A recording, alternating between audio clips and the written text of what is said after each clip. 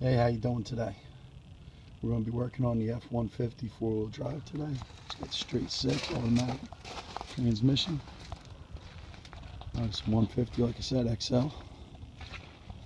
And I'd like to take this time and opportunity to ask you to please subscribe, like, comment, whatever you want.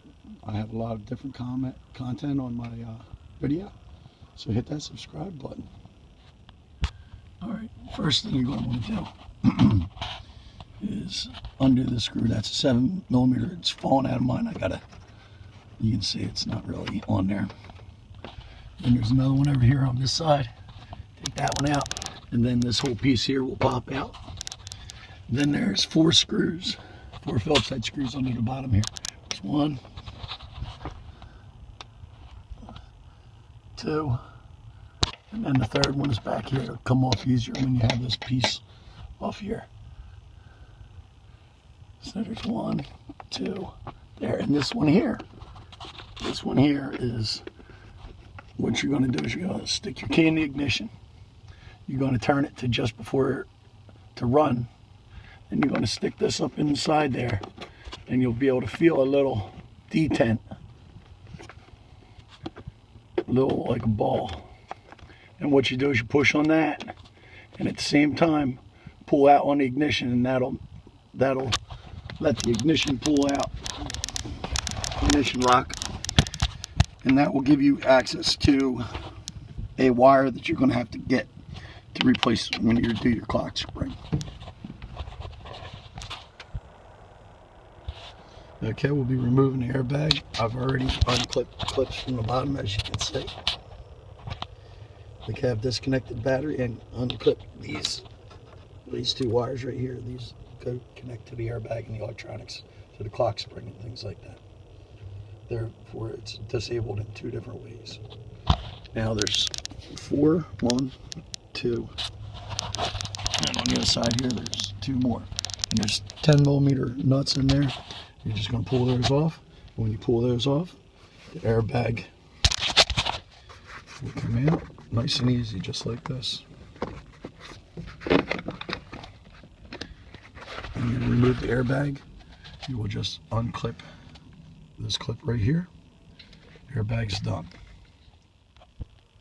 Okay, to remove the steering wheel, you will loosen this bolt. This is a 15mm,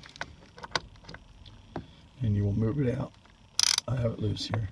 You'll pull it out so that there's enough threads on it that you're not going to pull them out or push them out or break them or mess them up when you use the puller. You don't have to use the puller very much. The puller I have is a little large. You may not have to use one this big, but where you will be hooking it up at is, it says pull right there and right under here. And you'll be hooking it in like this. I'll get mine and I'll show you. Okay. This shows the points where the puller is installed under here and under here, under there. And my puller happens to be a 5/8 drive. So I'll just take this and I'll turn it. It turns very easily. Remember, you have loosened the main bolt by several threads. And you can see it's just ready to pull off like that. Okay, and you loosen up your puller.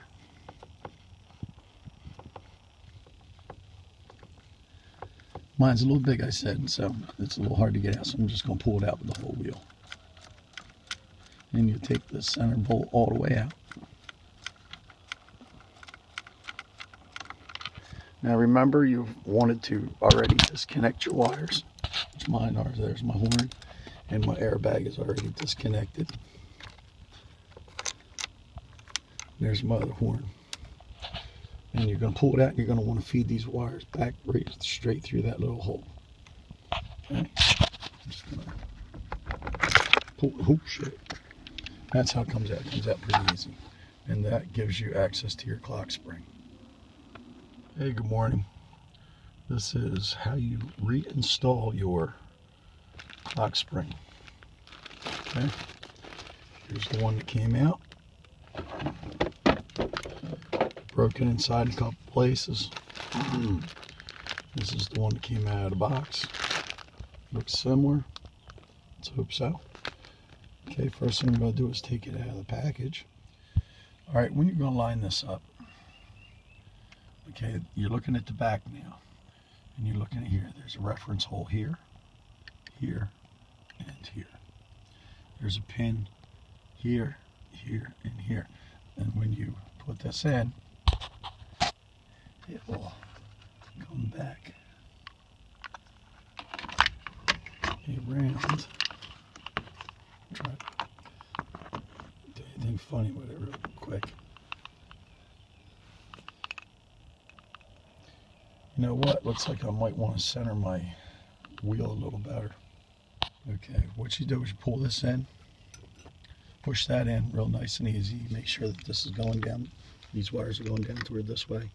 And these are sticking out here, and everything's nice and clear. It's as centered as you can. You make sure that you're into the 1, 2, 3 guide holes, and you remove this piece here by pulling up and out. Okay, then you're going to pull this piece out right there, and this piece will move to be able to.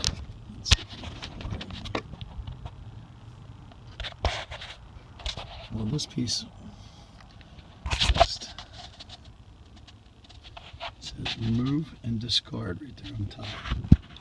Pull that off, come over here, and you slide this right in, and that piece fits right in there, as you can see right there.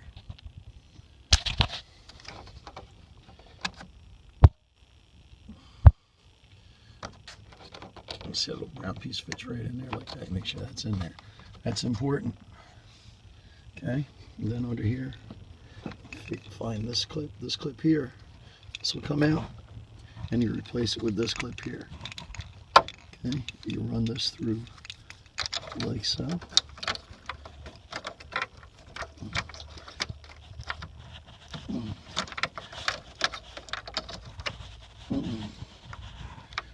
Under there.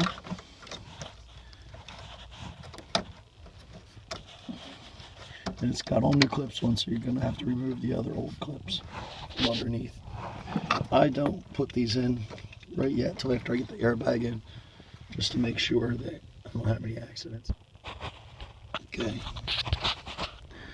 This is how it's routed down here. And you're going to get your plugs, and see this one will plug into there, right there. And this one will plug in over here, make sure everything reaches. But again, I don't put those in until after everything's connected. Now what I'm going to do, come back up here.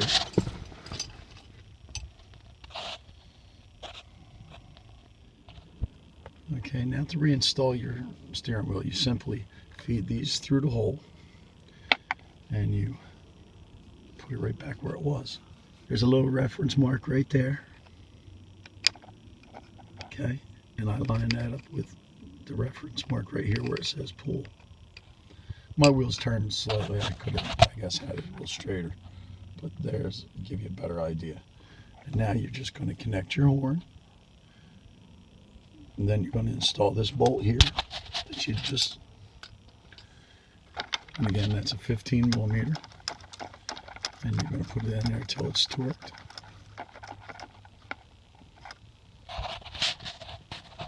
Okay, now this one here, you just line these holes up. Try it right handed.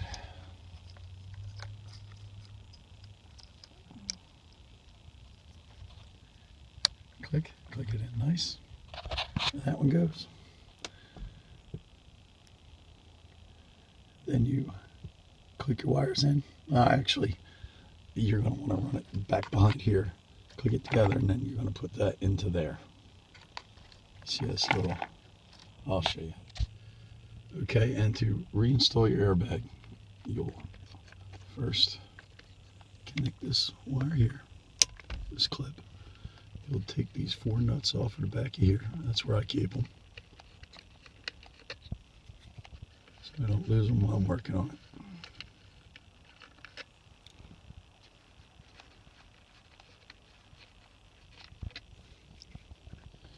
and there's 4 holes in here. And one of the big things from what I understand is you got to get this in here and you got to make sure that you're not pinching any of these wires. So you want to be very careful about that.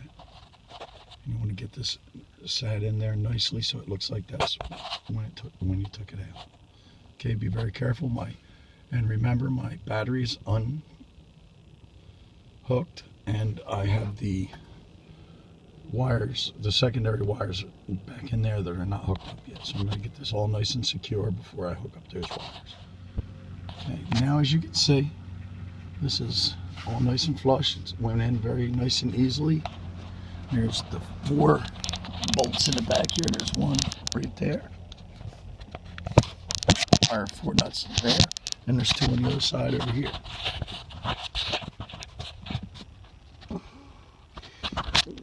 There's one there and one down here. And these are what they look like in a 10mm. You just put them in a socket and you put them back on and you tighten them nice and hand tight for a 1/4 inch drive. Okay, now these are what you're going to want to either hook up or either disconnect or connect when you're, depending on if you're starting or finishing. I'm finishing right now, so we'll just connect these up. 1, 2, 3, make sure they're nice, tight. Make sure there's no binds.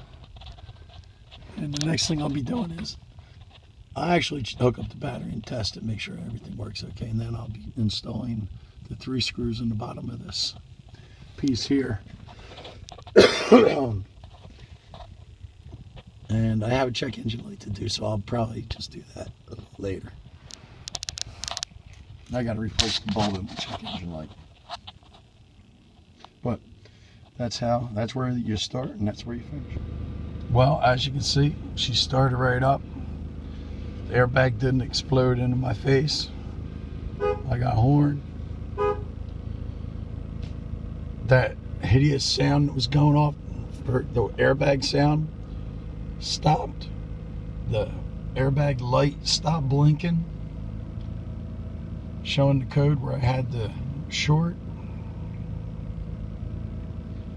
So I think my truck might be on the road again. That's pretty nice. It's been sitting for about a year. I was a little afraid to do this, but it really didn't take that long. Just goes to show you a little bit of perseverance, a little bit of research. You'll be back on the road with minimal effort and money. The most expensive thing was the clock spring, and I was able to get that fit this particular vehicle for around $150 from Advance Auto, using a couple speed perks that I had and a 25% coupon that they nicely negotiated with me. That gets your car back on the road. That's pretty nice. I've heard from the dealer, you know, this repair could cost you $600-700. And they had different clock springs that appeared to be cheaper, but they just wouldn't fit. They were a different model. And it took me a little while to find the exact one that I needed, but I was able to get it kind of cheaply. Not the $50-60 that I've seen other ones people talk about, but this is a 96 F150 4.0 automatic transmission, four-wheel drive, XL interior. Excuse me, I got a little bit of a cold here. But I'd like to take another opportunity to ask you to like, comment, and subscribe. Subscribe mostly because I have a lot of content, especially on the 150. I do Jeeps, Harley Davidson, Ironheads, some jet skis, some sailboats. I work on a Jeep Commander that we have around here. I do small motors, all kinds of content. Hit the subscribe button, you won't be sorry. Thanks a lot. Thanks for watching, man.